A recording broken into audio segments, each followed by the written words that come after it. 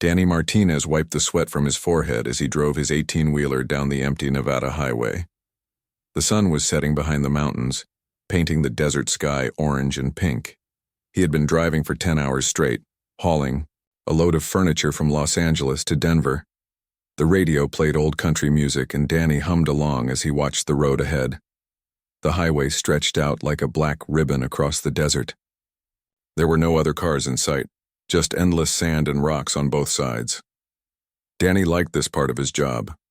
After 25 years of long-haul trucking, he still enjoyed the peace and quiet of the open road. No traffic jams, no angry bosses, just him and his truck moving through the night. As he came around a bend, Danny saw something that made him slow down. A motorcycle was parked on the side of the road with its hazard lights blinking. A man stood next to it, looking down at the back wheel. Danny could see right away that the tire was flat. Danny pulled his truck over to the shoulder and put on his hazard lights. He climbed down from the cab and walked over to the motorcycle. The rider was a man in his 50s with dark hair and a beard. He wore a simple black leather jacket and jeans. He looked up as Danny approached. "Having some trouble?" Danny asked, with a friendly smile. The man nodded and pointed at the rear tire. "Picked up a nail somewhere back there, tire's completely flat." Danny looked at the motorcycle. It was a beautiful machine, probably worth more than his truck. The chrome gleamed in the fading sunlight and every part looked perfect except for that flat tire. "I'm John," the man said, extending his hand. "Danny Martinez?" Danny replied, shaking John's hand. "You got a spare tire?" John pointed to a bag strapped to the back of the bike. "Got everything I need right here, just having trouble with these bolts. They're tighter than I expected." Danny walked around the motorcycle, studying the situation. He had fixed plenty of tires over the years, both on his truck and on other vehicles. "You mind if I take a look?" "I'd appreciate the help," John said. He seemed calm and patient, not angry or frustrated like most people would be in this situation. Danny went back to his truck and got his toolbox. He had learned long ago to carry good tools and to keep them organized. You never knew when you might need them, especially out here in the middle of nowhere. "So what brings you out this way?" Danny asked as he knelt down next to the motorcycle. He started working on the lug nuts that held the wheel in place. "Just riding," John said. "I like to get out on the open road when I can." "Clear my head, you?" "No." Danny understood that feeling. "Yeah, I know exactly what you mean. Been driving trucks for 25 years and I still love being out here. Something peaceful about it." As Danny worked, John watched quietly. The trucker moved with the confidence of someone who had done this kind of work many times before. His hands were steady and sure as he loosened the bolts one by one. "You make this look easy," John said. Danny chuckled. "Practice, I guess. Changed more tires than I can count, on trucks, cars, motorcycles. Even helped fix a school bus once." "Family man?" John asked. "Got a wife back in Phoenix. 3 kids, all grown up now. 2 grandkids." Danny's face lit up when he talked about his family. "My grandson just turned 8. Wants to be a truck driver like his grandpa." "That's nice," John said. "Family's important." "What about you? You got family?" John was quiet for a moment. "Not in the traditional sense, but I've got people who matter to me." Danny nodded. He could tell there was more to John's story, but he wasn't the type to push. Some people like to talk and some people like to keep things private. Both were fine with him. The damaged tire came off easily once all the bolts were loose. Danny examined it carefully. "Yep, there's your nail, right through the tread. This tire's done." John handed him the new tire from his bag. It was high quality, probably cost more than Danny spent on tires for his whole truck. Danny mounted it carefully, making sure everything lined up properly. "You do this for a living?" John asked as Danny tightened the bolts. "Truck driving, yeah. Been all over the country. Seen just about every highway there is. Must be lonely sometimes." Danny thought about that. "Can be. But there's something to be said for the solitude. Gives you time to think. And you meet interesting people." He looked up at John with a grin. "Like right now." As Danny finished tightening the last bolt, John pulled out his wallet. "What do I owe you?" Nothing, Danny said, standing up and wiping his hands on a rag. Just helping out a fellow traveler. Come on, you've got to let me pay you something. This would have cost me a fortune at a garage. Danny shook his head. My daddy taught me to help people when they need it. Didn't teach me to charge them for it. John looked surprised. That's rare these days. Maybe, but it shouldn't be. Danny packed up his tools. Besides, what goes around comes around. Someday I might be the one who needs help. John watched as Danny loaded his toolbox back into the truck. The trucker moved with the same careful precision he had shown while changing the tire. Everything had its place and everything went back where it belonged. You sure I can't pay you? John asked one more time. I'm sure, Danny said. Just pay it forward sometime. Help someone else who needs it. John started his motorcycle and it roared to life. The engine sounded perfect, powerful and smooth. He put on his helmet and then looked back at Danny. Thank you, Danny Martinez. I won't forget this. Safe travels, John, Danny said. Watch out for more nails. John waved and pulled back onto the highway. Danny watched until the motorcycle's taillight disappeared around a curve. Then he walked back to his truck, climbed into the cab, and continued his journey toward Denver. As he drove, Danny thought about the encounter. There had been something different about John, something that made him seem more than just another motorcycle rider with a flat tire. But Danny couldn't put his finger on what it was. The man had been polite and grateful, but there was something else. A sense of importance, maybe. Or perhaps it was just the way he carried himself.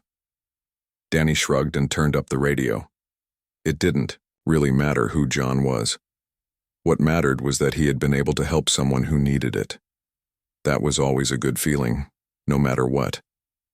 The desert rolled by outside his windows, and Danny Martinez continued down the highway, not knowing that his simple act of kindness would soon change his life in ways he could never imagine. Danny Martinez pulled his truck into the parking lot of Big Joe's truck stop, just outside Las Vegas. The neon lights flickered in the desert darkness, casting red and blue shadows across the rows of 18-wheelers. It was almost midnight, and Danny was tired. He had been driving for 14 hours, thinking about that strange encounter with the motorcycle rider named John. He parked his truck in a space near the back of the lot and turned off the engine. The sudden silence felt good after hours of road noise and engine rumble. Danny stretched his arms and rubbed his neck. Tomorrow he would deliver his load in Denver, then head back home to Phoenix to see his wife Maria. Danny climbed down from his cab and walked toward the truck stop building. The place was busy even at this late hour. Truckers came and went at all times of day and night. Some were grabbing coffee and snacks for the road. Others were settling in for their required rest period. Danny knew most of the faces, even if he didn't know all the names. The trucking community was like a big family, scattered across the highways of America. He bought a cup of coffee and a sandwich from the counter. The coffee was strong and hot, exactly what he needed. Danny found a quiet booth in the corner and sat down to eat. The television on the wall showed the late-night news, but he wasn't really watching. His mind kept going back to the man with the motorcycle.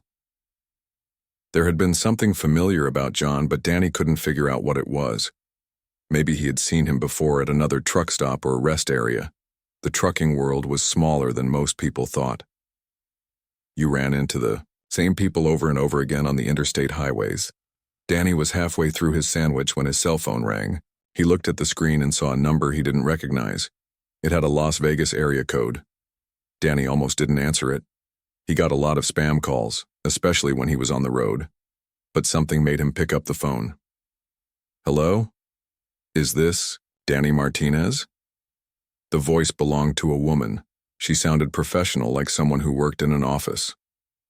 Yeah, this is Danny. Who's calling? My name is Dr. Lisa Chen.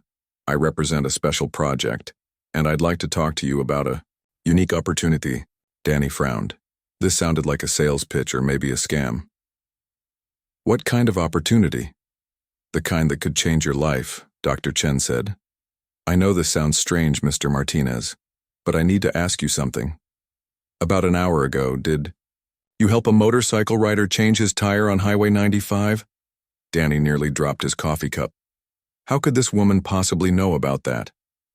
Yeah, I did. How do you know about that?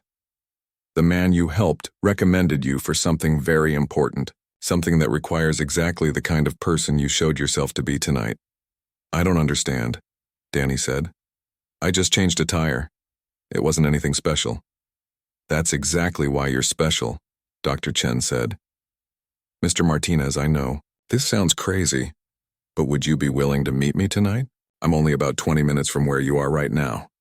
Danny looked around the truck stop. How could she know where he was? Lady, I don't know what kind of game you're playing, but I'm not interested. I'm not playing a game, Dr. Chen said. Her voice was serious and urgent. Mr. Martinez, the man you helped tonight was Keanu Reeves, the actor. Danny blinked. What? Keanu Reeves. He was traveling quietly, not wanting to be recognized, but he was very impressed by your kindness and your character. He called me personally and said we needed to talk to you. Danny's mind raced. John, the motorcycle rider. Now that he thought about it, there had been something familiar about the man's face. But Danny didn't watch many movies. He spent most of his time on the road or at home with his family. Even if that's true, Danny said slowly, what does a movie star want with me? It's not what he wants, Mr. Martinez. It's what we need, what the country needs, what the world needs. Danny felt a chill run down his spine. This was getting stranger by the minute. What are you talking about? I can't explain over the phone. It's too important, too sensitive. But I can tell you this much. We need reliable people. People with integrity. People who help strangers without expecting anything in return. Danny was quiet for a long moment. Part of him wanted to hang up the phone and forget this conversation ever happened, but another part of him was curious. What could be so important that a famous actor would call someone after getting help with a flat tire? Where would we meet? He heard himself asking. There's a warehouse about 15 miles south of where you are. It looks abandoned from the outside, but it's not. Can you drive there tonight? I don't know about this, Danny said. This whole thing sounds crazy. I know it does, but Mr. Martinez, I'm asking you to trust me. What you did tonight showed that you're the kind of person we desperately need. And I promise you, this is legitimate. This is important. Danny looked around the truck stop again. Truckers were coming and going, living their normal lives, hauling their normal loads. Everything looked ordinary and familiar, but something told him that his ordinary life was about to change. How do I know you're not some kind of criminal?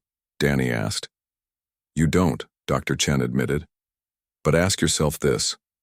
What would criminals want with a truck driver who helps strangers for free? What could we possibly gain by lying to you? That was a good point. Danny wasn't rich. He didn't have access to anything valuable or secret. He was just a regular guy who drove a truck for a living. If I come to this meeting, Danny said, and I don't like what I hear, I can leave, right? Absolutely. No one will force you to do anything. But Mr. Martinez, I think once you hear what we have to say, you'll understand why this is so important. Danny made his decision. Okay, give me the address. Dr. Chen gave him directions to a warehouse south of Las Vegas.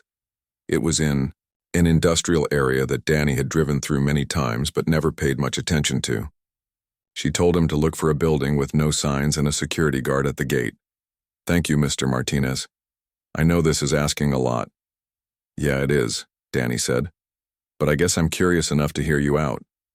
After he hung up the phone, Danny sat in the booth for several minutes trying to process what had just happened. A few hours ago, he had been driving down a quiet highway, living his normal life. Now he was apparently on his way to a secret meeting because he had helped a famous actor change a tire. Danny finished his coffee and walked back to his truck. He could still back out. He could drive to Denver, deliver his load, and go home to Phoenix. Pretend this phone call never happened. But as he started his engine and pulled out of the truck stop parking lot, Danny knew he was going to that warehouse. He had to know what this was all about. He had to know why changing one tire had led to the strangest phone call of his life. The desert highway stretched out ahead of him, leading toward answers he couldn't even imagine. Danny Martinez drove through the dark desert following the directions Dr. Chen had given him. The warehouse district looked empty and forgotten. Most of the buildings were dark, their windows broken or boarded up. Danny's truck headlights cut through the darkness as he searched for the right address. He found the building Dr. Chen had described. It looked abandoned, just like she said it would. The walls were concrete and had no windows. There were no signs to show what the building was used for, but at the front gate, Danny could see a security guard in a small booth. Danny pulled up to the gate and rolled down his window. The guard was a young man in a dark uniform. He looked professional and alert, not like someone guarding an empty building. "You Danny Martinez?" the guard asked. "Yeah, that's me." The guard checked something on his clipboard and then pressed a button. The heavy metal gate rolled open. "Drive around to the back of the building. Someone will meet you there." Danny drove his truck around the warehouse. The back of the building looked different from the front. There were several large doors that looked new and well-maintained. Bright lights lit up the area. This definitely wasn't an abandoned building. As Danny parked his truck, one of the large doors opened. A woman walked out to meet him. She was Asian, probably in her 40s, wearing a white lab coat over dark pants. Her black hair was pulled back in a neat ponytail. "Mr. Martinez?" she called out as Danny climbed down from his cab. "I'm Dr. Lisa Chen. Thank you for coming." Danny shook her hand. Up close, she looked like the kind of person who worked in laboratories or hospitals. Smart and serious, but friendly too. "I have to admit," Danny said, "this is the strangest thing that's ever happened to me." Dr. Chen smiled. "I understand. What you're about to see will be even stranger. But I need you to keep an open mind." She led Danny toward the open door. "Before we go inside, I need to tell you something important. Everything you see and hear tonight is classified. That means it's secret. You can't talk about it with anyone." "What kind of secret?" Danny asked. "The kind that could change the world," Dr. Chen said. "The kind that most people aren't ready to know about yet." They walked through the door into the warehouse. Danny expected to see an empty building with concrete floors and metal walls. Instead, he found himself in what looked like a high-tech laboratory. The walls were white and clean. Computers and machines he didn't recognize filled the space. People in lab coats moved around, working on equipment that looked like it came from science fiction movies. "What is this place?" Danny asked. "This is Research Station 7, Dr. Chen said. "One of 12 facilities around the world where we're preparing for humanity's next step." Danny followed her deeper into the building. They passed rooms full of equipment he had never seen before. Some machines hummed with energy. Others displayed charts and numbers on screens that covered entire walls. "Dr. Chen," Danny said, "I'm just a truck driver. I don't understand any of this." "You don't need to understand the technology," she said. "You need to understand why we need you." They reached a large room with a conference table in the center. Several people were already sitting around the table. Dr. Chen gestured for Danny to take a seat. "Mr. Martinez," Dr. Chen said, "I'd like you to meet Commander Jake Torres." One of the men at the table stood up. He was tall and fit, probably in his late 30s. He wore a military uniform that Danny didn't recognize. It looked like Air Force, but the patches and insignia were different. "Mr. Martinez," Commander Torres said, shaking Danny's hand. "Thank you for coming. What I'm about to tell you will sound impossible, but I need you to listen carefully." Danny sat down at the table. Everyone was looking at him with serious expressions. He felt like he was in some kind of movie, but he knew this was real.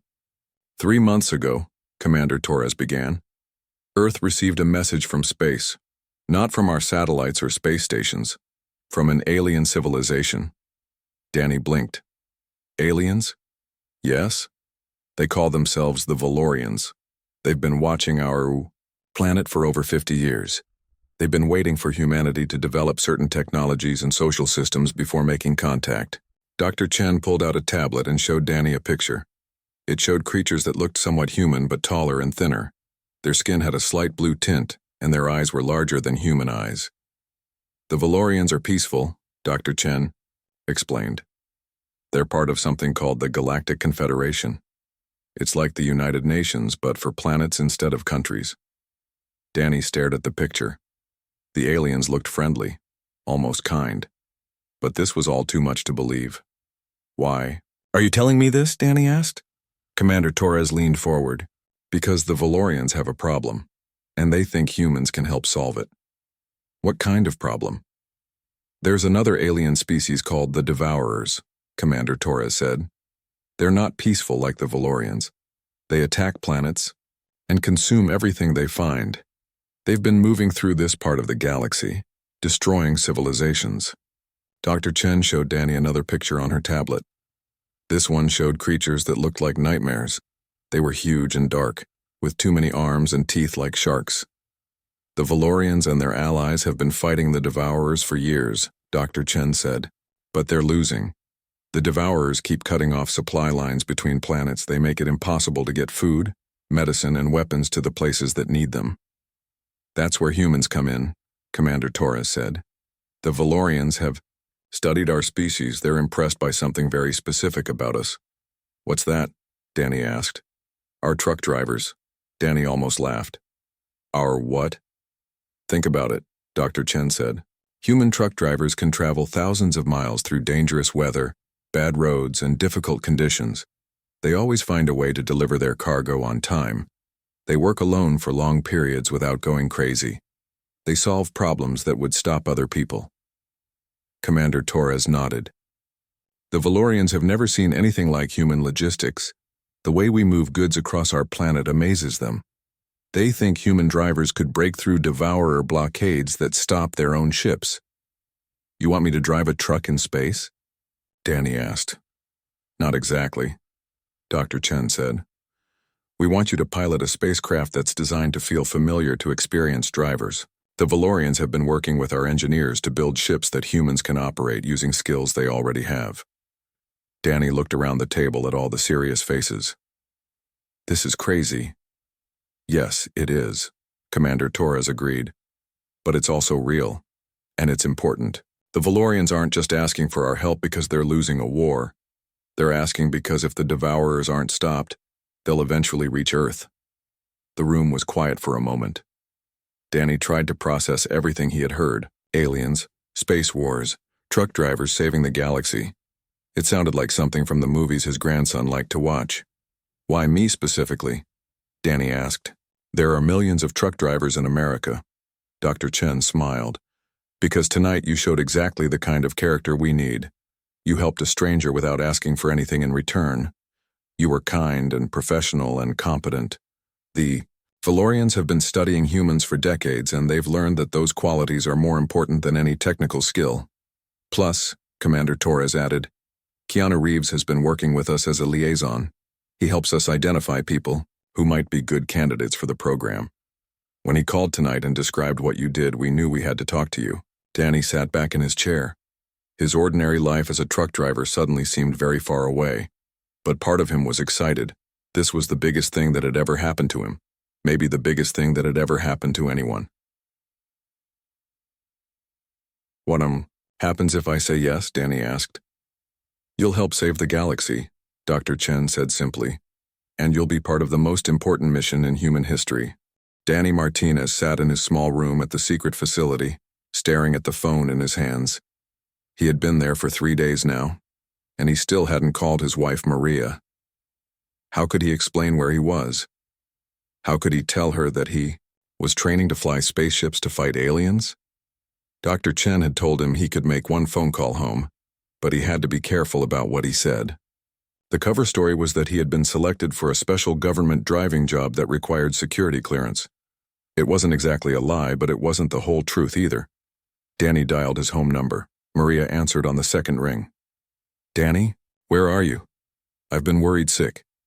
I'm okay, honey, Danny said. I'm in Nevada. Got offered a special job with the government. Good pay, but I have to stay here for training. What kind of job? Can't say much about it. Security stuff, you know. But it's important work. Really important. Maria was quiet for a moment. She had been married to Danny for 30 years. She could tell when he was keeping something from her. Are you in trouble? She asked. No, nothing like that. This is a good thing, Maria. I promise. It's just different from anything I've done before. How long will you be gone? Danny looked out his window at the training facility.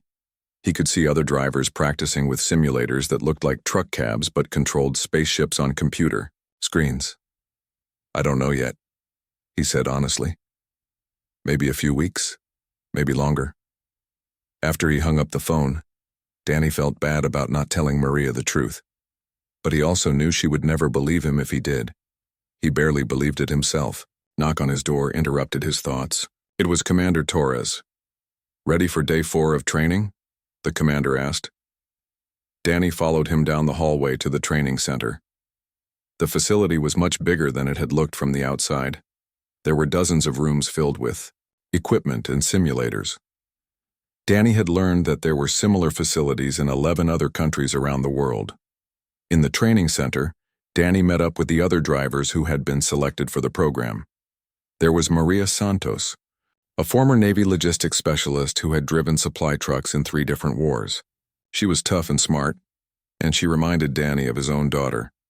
There was also Rick Johnson, a Canadian ice road trucker who had spent 15 years driving across frozen lakes and through blizzards.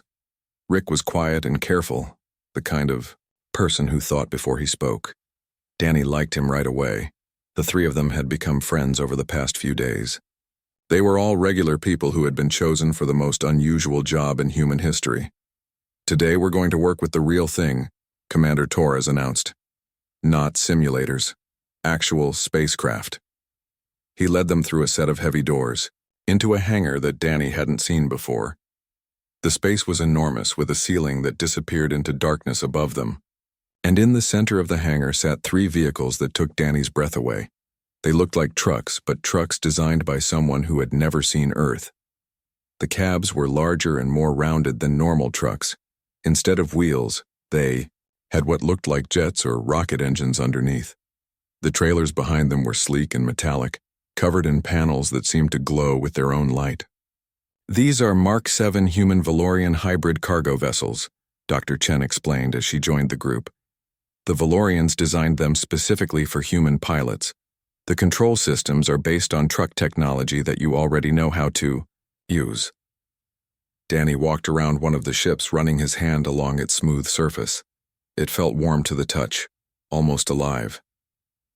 How fast do they go? Maria asked. In space, faster than light, Commander Torres said. The Valorians gave us something called quantum drive technology. Don't ask me to explain how it works because I don't understand it myself, but it lets these ships travel between star systems in hours instead of years. Rick was examining the landing gear. What about fuel? They run on something the Valorians call zero-point energy, Dr. Chen said. Basically unlimited power. You'll never run out of fuel. Danny climbed up into the cab of the nearest ship. The interior looked almost exactly like the cab of his regular truck, but with extra controls and screens he didn't recognize. The seat was comfortable and familiar. The steering wheel felt right in his hands. The Valorian studied thousands of hours of video showing human drivers at work, Dr. Chen explained. They wanted to make sure these ships would feel natural to you. Over the next several hours, Danny and the others learned the basic controls of their spacecraft.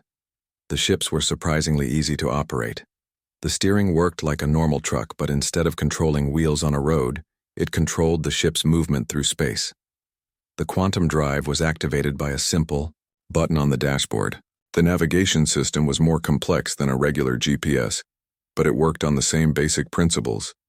You entered your destination, and the computer calculated the best route. The ships have artificial intelligence to help you, Commander Torres explained. If you get into trouble, the computer can take over and get you to safety. As Danny practiced with the controls, he began to feel more confident. This was still driving, even if it was driving through space instead of on highways. On the 5th day of training, they received a special visitor. Danny was in the hangar working on pre-flight checks when someone called his name. Danny. He turned around and saw John walking toward him. Except now Danny knew that John was actually Keanu Reeves, one of the most famous actors in the world. Hey there, Danny said, feeling a little embarrassed. Guess I should have recognized you the other night. Keanu smiled. I'm glad you didn't. It was nice to be treated like a regular person for once. They shook hands and Keanu looked at the spacecraft Danny had been working on. Amazing, isn't it? Keanu said. When Dr. Chen first told me about this program, I thought she was crazy. But now, seeing these ships, knowing what's at stake, it's the most important thing happening on Earth. How long have you known about the aliens? Danny asked. About 6 months. The government approached me to help with the program. They needed someone who could identify good people with the right character for this job. Hollywood has taught me to read people pretty well. Keanu paused and looked directly at Danny. What you did that night helping me with my tire that showed me everything I needed to know about who you are. You're the kind of person the galaxy needs right now. Danny felt proud, but also nervous. I hope I don't let everyone down. You won't, Keanu said confidently. I've been working with this program for months now. I've met dozens of potential candidates. Most of them were technically qualified, but they were missing something. You have what they were missing. What's that? Heart, Keanu said simply. You care about people. You help others without expecting anything in return. That's what's going to make the difference out there. The next morning, Danny received his first mission assignment. He would be flying to a Valorian colony on the edge of the galaxy, delivering medical supplies to refugees who had escaped from devourer attacks. As he prepared his ship for launch, Danny thought about his wife Maria and his grandchildren back home. He was doing this for them, and for all the people on Earth who didn't even know they were in danger. Commander Torres gave him final clearance for takeoff. Danny started the quantum drive and felt the ship lift smoothly off the hangar floor. Through the opening roof of the facility, he could see stars waiting for him in the dark sky above. Danny Martinez, truck driver from Phoenix, Arizona, was about to become humanity's first interstellar cargo pilot. Danny Martinez gripped the steering wheel of his spacecraft as stars streaked past the windows like white lines on a dark highway. He was flying faster than light, something that should have been impossible, but it felt as natural as driving. His truck down Interstate 10, his ship, which he had named Road Warrior after his favorite movie, was carrying 20 tons of medical supplies to a Valorian colony called New Hope Station. The colony was on the far edge of the galaxy, in an area where devourer attacks had forced thousands of aliens to flee their home worlds. The navigation computer showed he was still 6 hours away from his destination. Danny had been traveling for 2 days already, stopping at fuel stations that the Valorians had built on empty planets along the major space routes. The fuel stations looked different from truck stops on Earth, but they served the same purpose: a place to rest, refuel, and get ready for the next part of the journey. Danny checked his cargo manifest on the computer screen. He was carrying antibiotics, surgical equipment, and something called bioregeneration pods that could heal serious injuries. The Valorians had explained that many of the refugees at New Hope Station were hurt and sick from their escape from devourer attacks. As he drove through space, Danny thought about how similar this job was to his old life as a trucker. He was still hauling cargo from one place to another. He was still responsible for making sure his load arrived safely and on time. The only difference was that now his route went through star systems instead of states. The radio crackled with a message from New Hope Station. Danny had learned to understand basic Valorian language during his training. Road Warrior, this is New Hope Control. We are receiving reports of devourer ships in your area. Please be careful. Danny keyed his radio. New Hope Control, this is Road Warrior. Copy that. What's my best route to avoid trouble? Take the asteroid field route through the Kappa system. It's longer but safer. Danny looked at his navigation computer. The asteroid field route would add 4 hours to his trip, but Commander Torres had told him that the most important rule of space trucking was the same as Earth trucking: arrive alive. Roger. New Hope Control. Taking the long way around, Danny changed course toward the Kappa system. As he flew, he remembered what Dr. Chen had told him about the Devourers. They were not just dangerous, they were smart. They had learned to set up ambushes along the main shipping routes, just like pirates used to attack ships on Earth's oceans. 3 hours later, Danny was flying through the asteroid field. The rocks floating in space were huge, some as big as mountains. His ship's computer helped him navigate between them, but Danny still had to use his driving skills to avoid collisions. The asteroids reminded him of driving through mountain passes in winter, when snow and ice made the roads dangerous. You had to stay alert, trust your instincts, and never go faster than you could safely stop. Danny was halfway through the asteroid field when his danger alarm started beeping. Something was following him. He looked at his radar screen and saw 3 large objects moving fast in his direction. They were not Valorian ships. The computer identified them as Devourer attack vessels. Danny's heart started beating faster. This was his first real emergency as a space trucker, and lives depended on his cargo getting through. The Devourer ships were faster than his cargo vessel, but Danny had advantages they didn't know about. He had 25 years of experience handling difficult situations on the road, and he was driving through an asteroid field, which was like a 3-dimensional version of city traffic. Danny pushed his ship's speed as high as he dared. The asteroids flashed past his windows as he wove between them. The Devourer ships were gaining on him, but they were having trouble following his path through the rocks. One of the Devourer ships tried to take a shortcut between 2 large asteroids. Danny watched on his rear camera as the alien ship scraped against a rock and spun out of control. The ship crashed into another asteroid and exploded in a ball of fire. 2 Devourer ships were still chasing him.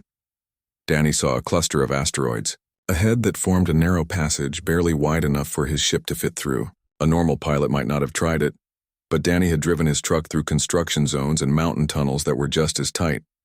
He aimed for the passage and flew straight through without slowing down. The Devourer ships were too big to follow. They had to go around the cluster, which gave Danny the time he needed to escape. 20 minutes later, Danny was clear of the asteroid field and back in open space. The Devourer ships had given up the chase. Danny keyed his radio to call New Hope Station. New Hope Control, this is Road Warrior. I had some uninvited guests, but I'm clear now. ETA 4 hours. Road Warrior, we were monitoring your transponder. Impressive flying through that asteroid field. Our pilots have been trying to figure out how you made it through that narrow passage. Danny smiled. Just driving control. Same as I've been doing for 25 years. When Danny arrived at New Hope Station, he was amazed by what he saw. The space station was enormous, built inside a hollow asteroid. Thousands of ships were docked at ports carved into the rock. Most of the ships belonged to refugees from dozens of different alien species. Dr. Kethvar, the Valorian doctor in charge of the medical center, met Danny at the loading dock. She was tall and thin, like all Valorians, with blue-tinted skin and large, kind eyes. Mr. Martinez, she said in accented English, we cannot thank you enough. The supplies you brought will save many lives. As Danny's cargo was unloaded, Dr. Kethvar showed him around the medical center. He saw alien children recovering from injuries, families that had lost their homes to Devourer attacks, and doctors working around the clock to help everyone they could. The Devourers destroyed my home planet 2 months ago, Dr. Kethvar explained. I barely escaped with my family. Without places like New Hope Station, we would have nowhere to go. Danny watched alien children playing in a recreation area, despite everything they had been through. They reminded him of his own grandchildren back on Earth. How many people live here now? Danny asked. Almost 50,000, from 12 different worlds. More arrive every day. Danny realized that his cargo run was about more than just delivering supplies. He was part of a lifeline that kept hope alive for thousands of refugees. Before he left New Hope Station, Dr. Kethvar gave Danny a small crystal pendant. This is a traditional Valorian gift, she explained. It represents safe travels and protection from harm. You risked your life to bring us what we needed. That makes you family. As Danny prepared his ship for the return journey to Earth, he thought about what Commander Torres had told him. Human truck drivers were special because they always found a way to deliver their cargo, no matter what obstacles they faced. Flying through that asteroid field, outrunning Devourer ships, making sure medical supplies reached people who desperately needed them. It was all just trucking on a bigger scale. Danny started his engines and headed for home. He had successfully completed humanity's first interstellar cargo run, and he knew this was just the beginning. The galaxy needed reliable drivers, and Earth's truckers were ready to answer the call. As the stars streaked past his windows once again, Danny Martinez smiled. He was still just a truck driver from Phoenix, but now his route included the entire galaxy. 6 months after his first space run, Danny Martinez stood in the control room of Earth's new Galactic Logistics Center, watching dozens of spacecraft prepare for departure. The facility had been built in the Nevada desert, not far from the secret warehouse where this all began. But now it wasn't secret anymore. The whole world knew about the aliens.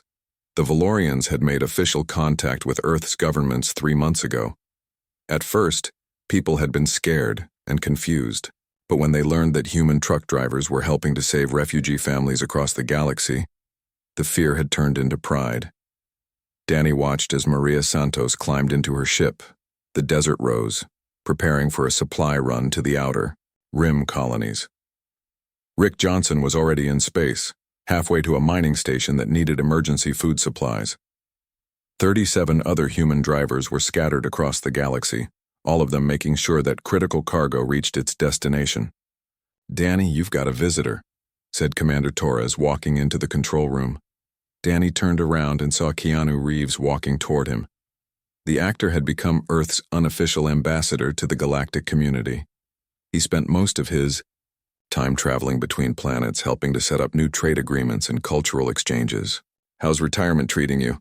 Keanu asked with a smile. Danny laughed. "Retirement? I'm busier now than I've ever been." It was true. Danny had stopped making regular cargo runs 2 months ago, but only because he had a new job. He was now the Chief Training Officer for the Human Interstellar Transport Program. Every week, new drivers arrived at the facility to learn how to pilot spacecraft and navigate through alien space. "Got 15 new recruits starting tomorrow," Danny said. "Truck drivers from all over the world. Brazil, Nigeria, Australia, Germany. Turns out humans everywhere have the same skills the Valorians need." Keanu looked out the window at the busy launch pad. "Hard to believe it all started with a flat tire." "Yeah," Danny said. "Sometimes I think about that night. If I had just driven past your motorcycle, none of this would have happened. Someone else would have stopped," Keanu said. "That's what humans do. You help each other." Danny's radio crackled with a message from space. It was his granddaughter Amy, who had joined the program 6 weeks ago. She was only 22 years old, but she had grown up around trucks and had natural driving instincts. "Grandpa, this is Starlight Express. Just delivered medical supplies to Kepler Station. Heading home now." Danny keyed his radio. "Copy that, Amy. Good work out there. See you for dinner tomorrow." Amy was part of the second generation of human space drivers, young people who had grown up knowing about aliens and saw interstellar trucking as a normal career choice. They were even better at the job than the original drivers because they had no fear of space travel. Dr. Chen walked into the control room carrying a tablet full of data. "Danny, I have the latest statistics from the Galactic Council. Human cargo delivery success rate is still 98%. The next best species is at 86%. "What about the devourer situation?" Danny asked. "Much better. Human drivers have broken through their blockades so many times that they've started avoiding areas where we operate. The refugee crisis is stabilizing, and several worlds are being resettled." Danny felt proud of what humans had accomplished. In just 6 months, Earth had gone from being an unknown planet to becoming the logistics hub of the local galaxy. Human-operated cargo ships were now essential to keeping the galactic economy running. Commander Torres joined their conversation. "Danny, we just got a request from the Valorian High Council. They want to establish a permanent human training facility on their homeworld. They're calling it the Martinez Academy for Interstellar Transportation." Danny blinked in surprise. "They want to name it after me?" "Your asteroid field run became legendary," Keanu explained. "Every alien pilot in the galaxy knows the story of how a human truck driver outmaneuvered 3 devourer ships using nothing but skill and experience." "It wasn't anything special," Danny said. "I just drove like I always do." "That's exactly why it was special," Dr. Chen said. "You treated an impossible situation like it was just another day at work.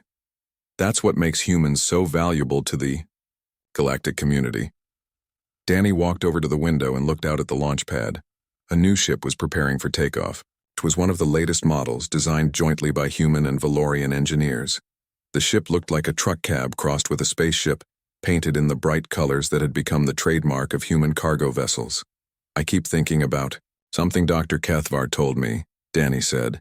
She said that humans don't just deliver cargo, we deliver hope. She's right, Keanu said. Every time a human driver breaks through an enemy blockade or finds a new route through dangerous space, it shows the galaxy that there's always a way forward, that no matter how bad things get, someone will find a solution. Danny's phone buzzed with a text message from his wife Maria. She was back home in Phoenix, but she understood now why her husband had disappeared for those mysterious weeks. The whole world understood. The message said, "Just saw Amy on the news. So proud of our family. Love you." Danny smiled. His wife had been scared when she first learned about the aliens and the space program. But when she saw the difference human drivers were making, she became their biggest supporter. She had even started a support group for the families of interstellar truckers. "I should head home," Danny said. "Maria's making dinner, and I promised I'd help Amy work on her navigation skills later." As Danny prepared to leave, he took one last look at the control room. Charts on the wall showed shipping routes that connected hundreds of worlds across the galaxy. Human flags hung next to alien symbols, representing the growing partnership between Earth and dozens of other civilizations. 6 months ago, Danny had been just another truck driver hauling furniture across the American Southwest. Now he was part of the most important transportation network in galactic history, all because he had stopped to help a stranger change a tire. "Hey, Keanu," Danny said as he reached the door. "Thanks for breaking down that night." Keanu grinned. "Thanks for stopping to help." Danny walked out into the Nevada desert evening. Above him, the stars were no longer distant points of light. They were destinations connected by invisible highways that human drivers traveled every day. The galaxy had become humanity's neighborhood, and Earth's truckers were the ones who kept it all connected. As he got into his regular pickup truck for the drive home to Phoenix, Danny thought about his grandson, who was now 12 years old, and dreamed of becoming a space trucker like his grandfather and sister. The boy had asked Danny to teach him how to drive when he got older. Danny smiled as he started his engine. He would teach his grandson everything he knew about driving. Not just the technical skills, but the important stuff too. How to help strangers without expecting anything in return. How to stay calm in dangerous situations. How to always find a way to deliver your cargo no matter what obstacles you face. Because in the end, that's what had made humans special. Not their technology or their weapons, but their determination to help others and their refusal to give up when things got tough. Danny Martinez drove through the desert toward home, knowing that tomorrow would bring new challenges and new opportunities to make a difference in the galaxy. And he couldn't wait to see what adventures lay ahead on the highways among the stars.